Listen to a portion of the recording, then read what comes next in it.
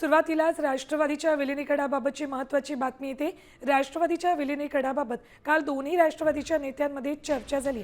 शरद पवारांच्या उपस्थितीत दोन्ही राष्ट्रवादीच्या नेत्यांनी एकत्र यायला हवं असं मत मांडलं। काल वाय.बी. चव्हाण सेंटरमध्ये वसंतदादा शुगर इन्स्टिट्यूटची बैठक पार पडली।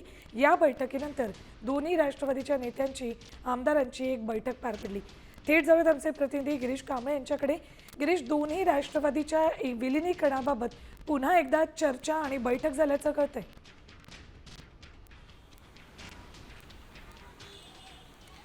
अजितदादांच्या अपघातानंतर राष्ट्रवादीच्या विलिनीकरणाची चर्चा जी समोर आली होती, काही दिवस ही शांत झाली होती। मात्र पुन्हा एकदा विलिनीकरणाबाबत चर्चा सुरू झाल्याची माहिती मिळते। कारण काल वाय.बी. चव्हाण सेंटर येथे वसंतदादा शुगर इन्स्टिट्यूटची एक बैठक पार पडली आणि या बैठकीनंतर दोन्ही राष्ट्रवादीच्या नेत्यांची शरद पवारांच्या उपस्थितीत एक बैठक पार पडली आणि यावेळी दोन्ही राष्ट्रवादीच्या नेत्यांनी आणि आमदारांनी एक भावना व्यक्त केली की आपण पुन्हा एकदा एकत्र यायला हवं।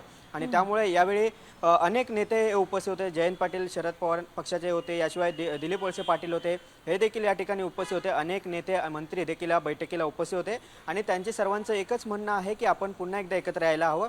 आता यामध्ये विशेष करून अजितदादा पक्षाचे जे नेते आहेत, आमदार आहेत, त्यांना खास करून आपण एकत्र यायला ही भावना आता सातत्याने ते मांडत आलेले आहेत।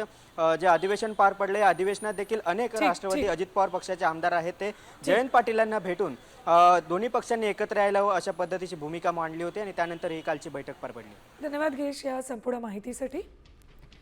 तर दोन्ही राष्ट्रवादींच्या विलिनीकरणाबाबत बैठक झालेली आहे। आता दोन्ही राष्ट्रवादी एकत्र येणार का याकडे लक्ष असेल।